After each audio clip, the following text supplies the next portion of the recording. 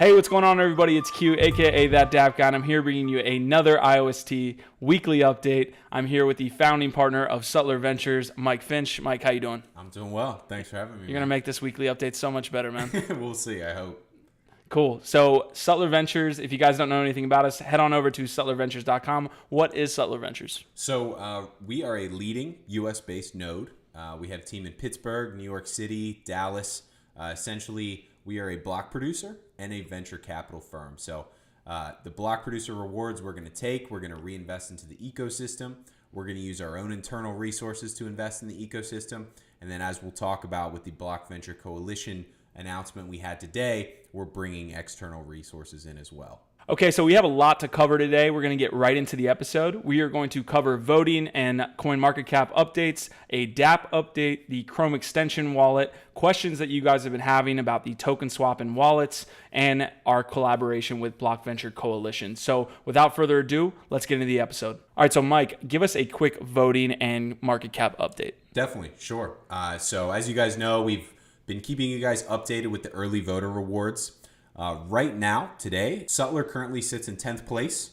And then obviously, there's kind of a big conversation around Huobi Pool and a lot of the things that we've been seeing in Telegram lately. Yeah, what happened with Huobi Pool? Because I remember being in Telegram and all of a sudden, one night, they just got, 700 million votes or something like that, something crazy? It was nuts. And I remember as we were kind of doing our digging and our researching around what the other node candidates looked like, we saw Huobi Pool and understanding some of the issues that other protocols have with exchanges dominating the votes. That was one of the reasons we started digging there. And if you look at the Huobi wallets, as they sat back then many weeks ago, they had right around 1 billion IOST that they could have voted. So we knew they were going to be a player internally. It was just kind of a matter of when. Essentially what happened was, and IOST and Jimmy have come out and talked about this as well. You can see it in a tweet. Huobi Pool, like many others, ran a promotion in order to get votes. They were giving away free tokens of their own if you voted for their candidate. It was a huge success. They got as high as over 1 billion votes. And because that was so much significantly higher than the other block producers, it started to hurt the smaller block producers, right? So especially those who had one or two or three or 4 or 5 million votes sitting there, they were no longer getting into the committee that is procured during the consensus setup with IOST. So again, as a reminder, the consensus setup, right, every 10 minutes, there's a committee of 17 block producers that are collected based on the amount of survey they have. The block producer with the least amount of survey, his survey is reduced to 0, and then whatever that number of survey is, let's say it's 100,000 survey, that's reduced from all of the other 16 block producers in that committee.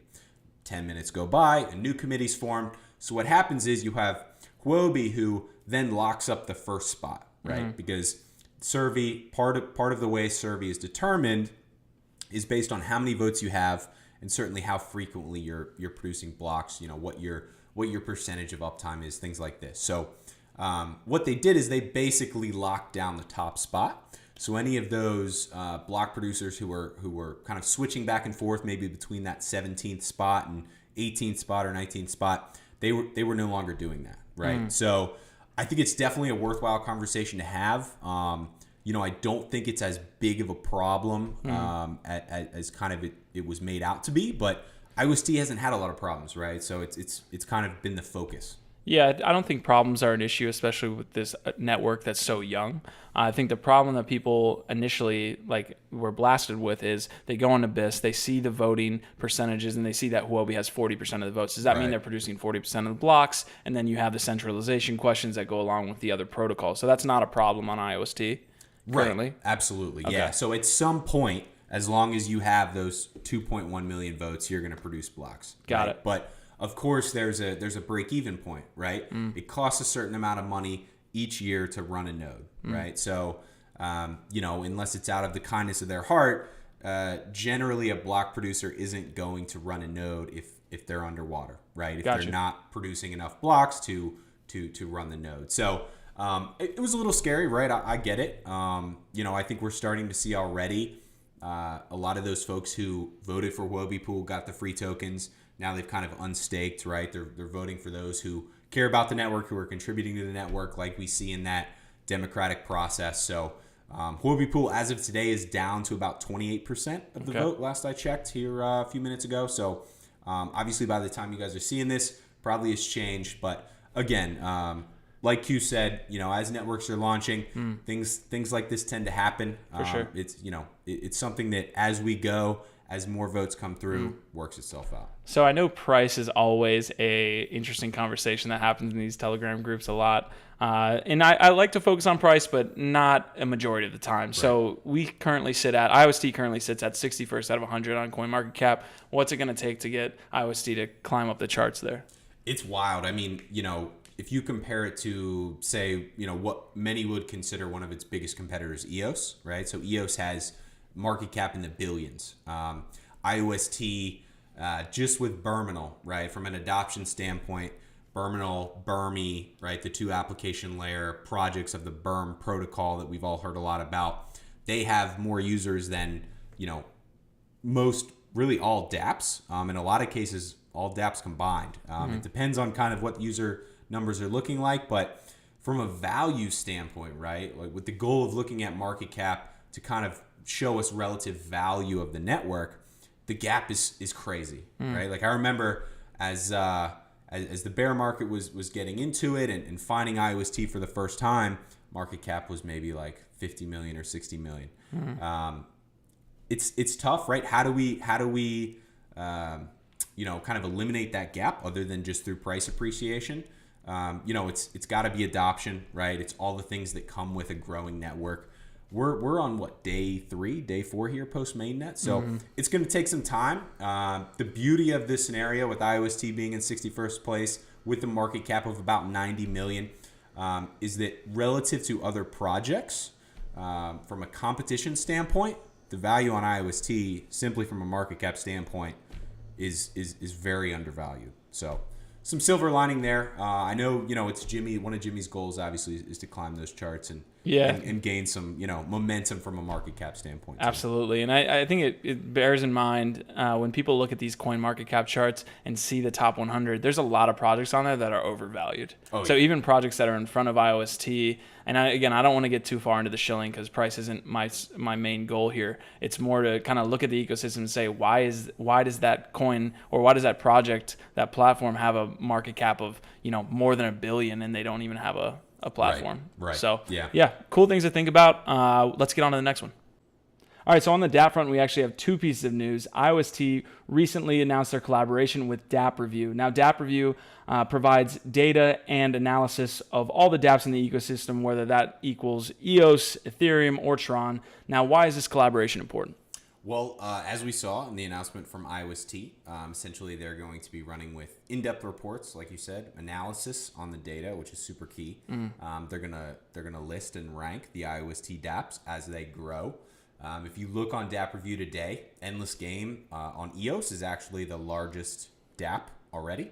So that's a head start for IOST as Endless Game launches on IOST this week, which was part of that article from IOST as well. So why is it important that we know that the dApp data is real? Because we see on dApp Radar, we see on dApp.com that users equal wallets, and wallets obviously can be created at will by people who are looking to fudge this data to increase adoption on their platform. Right. Yeah, it's certainly been a big topic of conversation, around the industry, whether it's just simply transaction volume and wallets on Bitcoin, or we're talking about protocols like ETH, Tron, EOS, IOST. The reason that this claim comes up, I think, is simply because protocols push this as meaning adoption, right? So if you can say, hey, we had 30,000 users, hitting 1 million transactions in 24 hours, right? What that looks like is adoption for the dApp, right? For the application. The problem is that as everything goes in crypto, things can kind of be fudged, right? So It'll be interesting to see how dApp Review runs this. They said they're going to have analysis of the data, in-depth reports, right? What does that kind of look like? As we've said, we've got a podcast coming up. It'd be a good first guest. Love to have you guys on, talk about some of the different ways that we'll be able to tell the difference between quote-unquote fake dApp data and real dApp data. Gotcha. So Endless Game, it's obviously porting to EOS. Now porting to IOST. Now they're also staying on EOS, correct? Right. How does that migration work from EOS to IOST? Is that an easy transition for the team? I guess it kind of depends on the game, as far as I know, right? I'm not a developer, so I don't know it as far as like down in the weeds goes, but the way that I kind of synthesize it in my head is the difference between like iOS and Android, right? Broadly similar, right? Blockchain protocols. I would doubt you have to kind of go all the way back to square one and redo everything. Gotcha.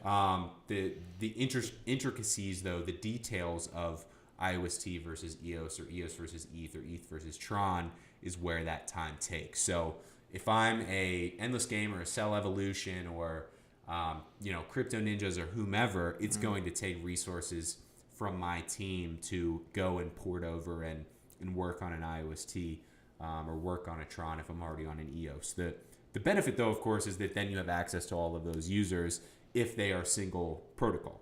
Gotcha. So now the third piece of news actually kind of ties in with dApp usage, and that's going to be we've been arguing that about the actual secret weapon talk that Jimmy Jong has been, talking about in his interviews, in various interviews. But this Chrome extension actually just launched this week.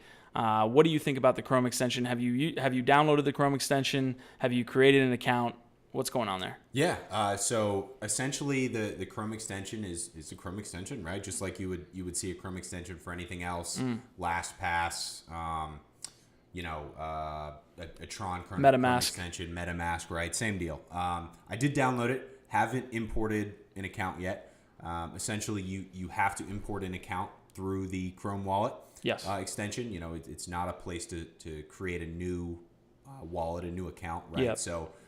Haven't had a chance to take a look at it yet, but obviously, like you said, it is big when it comes to creating a seamless environment for users to interact with dApps, on the desktop. Yeah, absolutely. And I think that's an important note. So if you're looking to actually create an account, Jimmy Jong actually sent out a tweet of him creating an account on Token Pocket. So we know that Token Pocket actually allows you to create that account so you can import it into the Chrome Wallet extension. So you don't think this is the secret weapon Jimmy was talking about, but I do. So what is in your mind that you think the secret weapon is? So the reason I don't think this is the secret weapon is because if you go back and look through the developer bounty updates, right? So they essentially have two different developer programs that have been ongoing. They have the bug bounty, right, where we're trying to eliminate bugs. We're trying to find bugs and fix them in the code.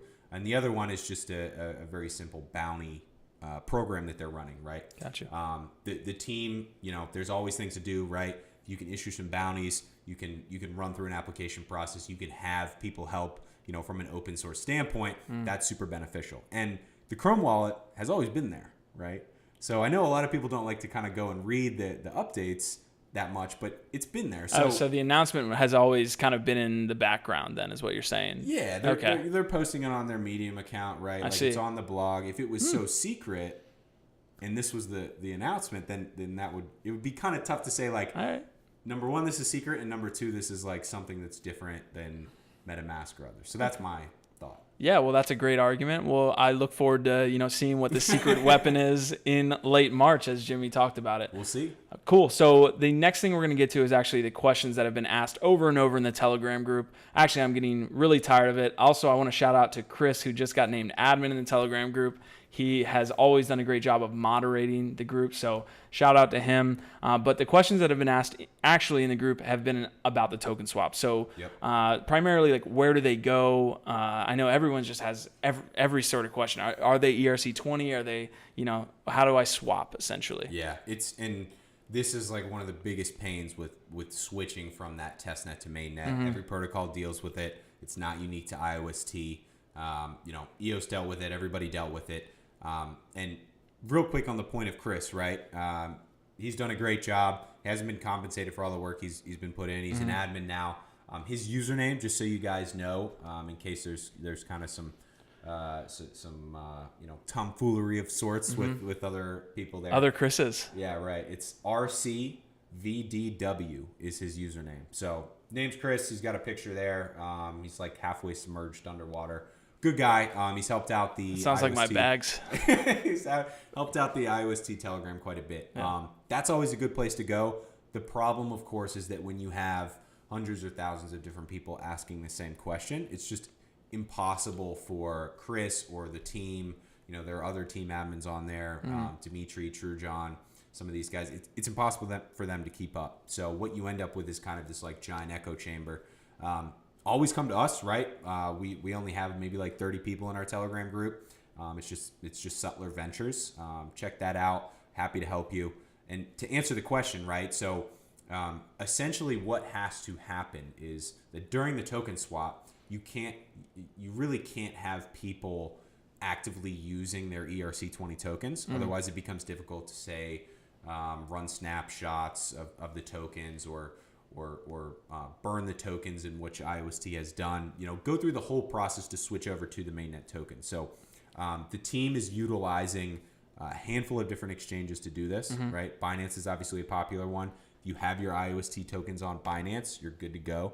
They've done the swap. So what does that mean? So in the layman's perspective, if I send my ERC20 IOST to that exchange address that Binance has said, supports the swap, do they now burn my IOST ERC20 tokens, and then it's replaced with the new what is the IOST token called, first of all? Yeah, so it's just IOST, right?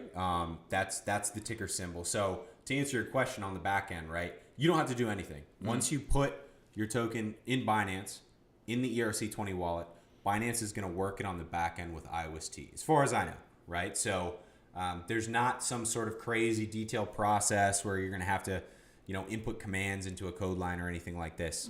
Binance is going to take it. They're going to work with IOST to burn those ERC20 tokens. You're never going to see your account go from 100,000 IOST to 0 IOST. It's just going to happen. It's going to happen, in sync, right? Okay. So, you're not even going to see like IOST ERC20 tokens and then IOST mainnet tokens and the ability to trade different ones, because then you have issues there. So there's not an equivalent ERC20. So you know how Ethereum tokens are ERC20? Is there not that equivalent on IOST? There's not like an IRC20. I'm sure there will be. Yeah. That's an interesting point. I don't think we've heard about that yet. But, okay. It's obviously a big focus now moving forward. So, okay, perfect. Yeah. So to kind of generalize here, you would send your tokens to the exchanges that have supported and put out blog posts that detail how to do this. You would send your tokens to those exchanges, and those exchanges would then do the swap for you once it's sent, and then you could send it back to your now IOST wallet. Absolutely. Okay. Yeah, and of course, the best thing is just understand the context, right? There are thousands of different people trying to do the same thing at once. If you don't hear back in the same day or even after a couple days, IOST isn't ignoring you, right? The team has hit all of their goals. They're always responding to questions. Just give it some time. Like I said, head over to our Telegram group. We can get you connected directly to some degree, and it'll happen. It takes time, right? Like I said at the beginning, it's a process that everybody goes through. Your tokens aren't lost. If a month from now you watch this video and you say, "Oh shoot, I had my IOST tokens in my Ether wallet," or or whatever. Even then, at that point, I would bet the team helps. And just taking it from other protocols, I still have the Tron ERC20 tokens. So right. I have not swapped my Tron tokens yet. And I went into their Telegram group, and I can still swap those tokens. So just like Mike said, that's a real world example. Yeah. But let's move on to the next bit of news. All right, so now the moment you've all been waiting for. I know we've been teasing this announcement for a long time. Mike, take it away. Yep. So if you haven't seen already, we pushed it live this morning. Today's Wednesday. So seeing this maybe Wednesday night, Thursday, depending on when we get to it. Big announcement. Like I said at the beginning of this update, one of our goals is to bring external resources to IOST. Other protocols have this. They have VC groups, or they have formal ways that funding or networking or other types of resources can be shown and utilized within the ecosystem. IOST has this already to some degree, right? I know they have a big dApp fund, big application fund. I think it's $50 million. Blue Hill, yeah, that's the name of it, for building on the protocol. So we have partnered. They've joined the team at Sutler Ventures with two gentlemen, Tyler Phillip, and then their team from the Block Venture Coalition. So this is a coalition of venture capital firms, universities all across the U.S. It's 40 plus venture capital firms, 40 plus universities. These folks have worked with NEO before. They've worked across the globe to raise funding with a variety of different projects. I believe at this point, the minimum raise that they've worked on for any of the projects that they've brought to their coalition has been at least $1 million. Oh, so, wow. They went to school in Pittsburgh. They went to CMU. They're Pittsburgh guys. They're based out of New York. Got some team in Boston. Really excited to bring them on. Essentially, the plan is to slowly introduce IOST and the IOST ecosystem through their network. So the Block Venture Coalition as one of the first, but certainly not the last, as an example of the resources that we're going to be bringing to IOST. Absolutely. It's a great job getting that done. Anytime. So I know that they bring blockchain to the universities as well. What do they do there? Yeah, it's a good question, right? So as we've seen over the last, say, 2 to 3 years, you see this in Pittsburgh with Carnegie Mellon, Pittsburgh University, some others. There's a lot of interest, especially in the computer science divisions of universities, with blockchain, with cryptocurrency. So you have, sometimes informal blockchain groups that are run by students and professors, some combination often. But then also a lot of times you have kind of more formal grant programs as well. So the Block Venture Coalition and now Sutler Ventures, we're going to be running events with these universities across the country. We're going to be helping participate in a lot of the grant programs that exist. So as an undergrad or graduate student, let's say, maybe you don't want to go and work for Google or Apple, right? You've got this great idea for this new application or some sort of layer within a tech stack, right? You can get a small grant to build this project, right? $1,000, $5,000, $10,000. Oftentimes it's what you kind of need to get started. So as you kind of think about or put yourselves in the shoes of one of these university students, one of these developers who, let's say at first they hear about IOST through one of the meetups we host at the university. Next thing is they apply for the grant. Maybe they get the grant, maybe they don't. They interact with Sutler Ventures. They interact with the Block Venture Coalition. Now they have access to 40 plus VCs across the country that they can market their idea to. They can, really put together the resources and what's needed to be in, a kind of a dApp studio or a hub for application building like you see with Endless Game. Right? Yeah. So it's full circle. That's the goal. I know we're looking at Boston and New York as some of the first places to host this. That's awesome because what I see in universities is that, or at least on the developer level with these protocols, that Ethereum has taken up a majority of the development, correct? Because they have that first mover advantage. But if you can get IOST in front of all of these young, soon-to-be developers in the working space, then you can, essentially bring more developers to the protocol. So that's a great way to do it. Absolutely. Yeah, it's another example of the resources that we're looking to bring to IOST. And, our hard work, the Block Venture Coalition's hard work, Philip, Tyler, that whole team, all of that combined with the beautiful tech, the beautiful incentive layers where these dApps are actually going to get paid to bring users onto the network. They're going to have support from the team who's built this protocol. It seems like a win-win. All right, so that about wraps it up for this week's weekly update. I know we had some last-minute announcements to get to you guys. Mike? Yeah, so if you saw on our Twitter, if not, follow us. It's just at Sutler Ventures on Twitter. We're starting a podcast. Ooh. Number one, we need a name. So if you've got a good name, throw it at us, tweet us, hit us up on Telegram, again, at Sutler Ventures. Are they getting anything for that? Maybe some swag or definitely a shout out. I mean, if you come up with a name, right? 5 Bitcoin. Q will give you 5 Bitcoin for sure. Yeah, not us. Maybe. Yes. Okay. So podcast is coming. Some of the things we're going to talk about on the first episode, how you can kind of deduce and understand that, yes, a light wallet, a soft wallet is coming. Yes, hardware wallets are coming, right? You have to make sure you read these blog posts carefully. Some other kind of, a little birdie told us announcements, if you will. One of which that we'll tease out on the podcast is some news coming from IOST and a major or big player in the crypto space. You're really walking around that. So that's all you can say, huh? That's it. Okay. All right. Well, that about wraps it up for this week's weekly update. Mike, it was great having you on. Hopefully you can come on again soon. Be on the lookout for that podcast to drop sometime next week, as well as the video with Dimitri heading to New York to meet with Ray Zhao of Berminal. Yeah, absolutely. Thanks for having me. Cheers. And then just a little teaser. Some big news coming. I can't do it. I can't.